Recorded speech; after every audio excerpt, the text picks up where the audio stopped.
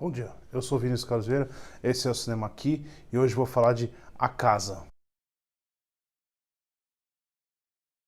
Como é de se esperar, em tempos de Covid-19 e quarentena, vamos falar de um filme que estreou nos streams da vida. E se você está em casa lavando a mão o tempo inteiro, também deve ter ido na Netflix e visto esse filme entre as indicações. Mas não se empolgue muito. Por mais que o filme tenha lá seu lado interessante, ele é apenas mais uma tentativa da Netflix de emplacar material espanhol depois do sucesso da série La Casa de Papel. O que é bom para o cinema espanhol, tá tendo a oportunidade de divulgar suas obras, mas é ruim para o público que logo mais vai começar a ficar de saco cheio e descobrir que, como em qualquer produção de qualquer país, a proporção de grandes filmes e filmes comuns e medianos sempre pende para a segunda opção. A Casa, então, é um filme comum, mais precisamente um filme tão comum que você já viu ele, no mínimo, uma meia dúzia de vezes ou até mais. Talvez as mais famosas sejam as baseadas no livro da escritora Patricia Highsmith, O Talentoso Ripley. Em 1960, o personagem ganhou as telas com O Sol por Testemunha, com Alain Delon, e em 1999 com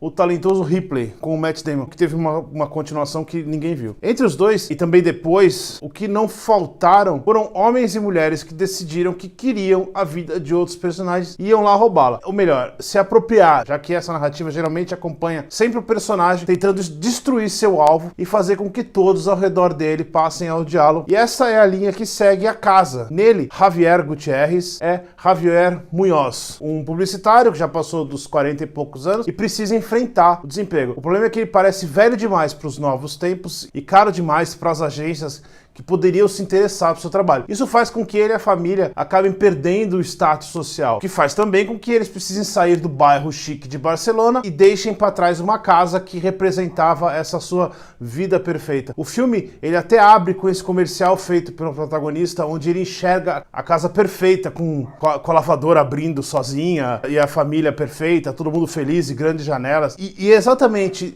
ele se vê fora desse status quo, é algo que ele não consegue lidar. E o que faz com que ele volte até a antiga casa e passe a ficar obcecado pela possibilidade de se colocar no lugar do novo morador, um executivo rico com uma família perfeita igual a do comercial dele. O resto do filme você já imagina, e o roteiro do David e Alex Pastor não tentam fazer absolutamente nada fora dessa caixinha. Por mais que o espectador acompanhe essa jornada do protagonista, cada vez mais fundo nessa espécie de vingança contra a sociedade que o renegou, mais ele se torna um maluco psicótico que o filme merece. Mas isso não é uma surpresa. Principalmente pois em nenhum momento do filme a dupla de roteiristas que também dirige o filme mostra esse lado minimamente puro do protagonista. Ele é um mau caráter e mentiroso desde o primeiro momento. Ele é um pai que não se importa com o filho e é um marido que não se importa de abusar psicologicamente da esposa. Portanto, ele fazer tudo que se sucede não é uma surpresa para ninguém e isso enfraquece bastante a experiência do filme. Do mesmo jeito que depois de tudo isso, se você torceu pelo personagem, o psicopata é você. Mas voltando, A Casa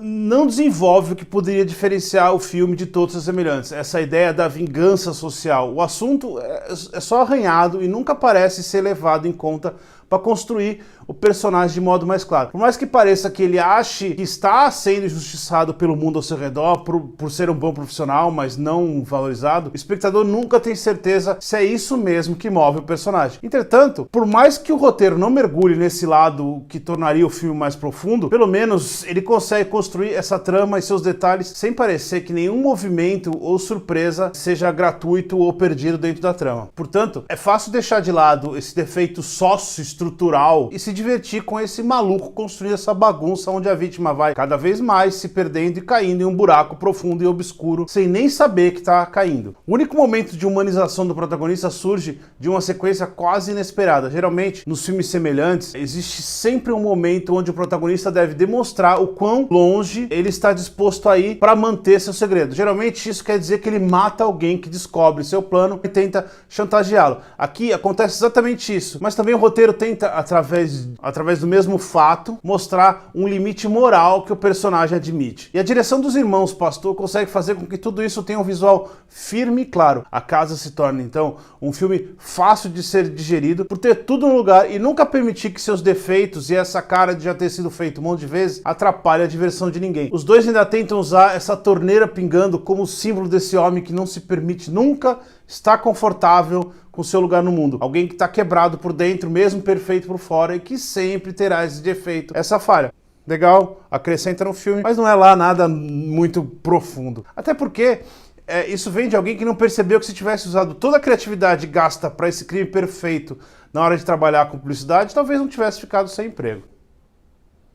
E no final, não façam como a antiga esposa do personagem. Não esperem ninguém saber de tudo antes de sair por aí falando sobre o crime, ou nesse caso, falando sobre o vídeo. Portanto, compartilhem, curtam o canal, comentem, fiquem em casa, lavem as mãos, tomem bastante água, comam frutas e semana que vem tem mais cinema aqui.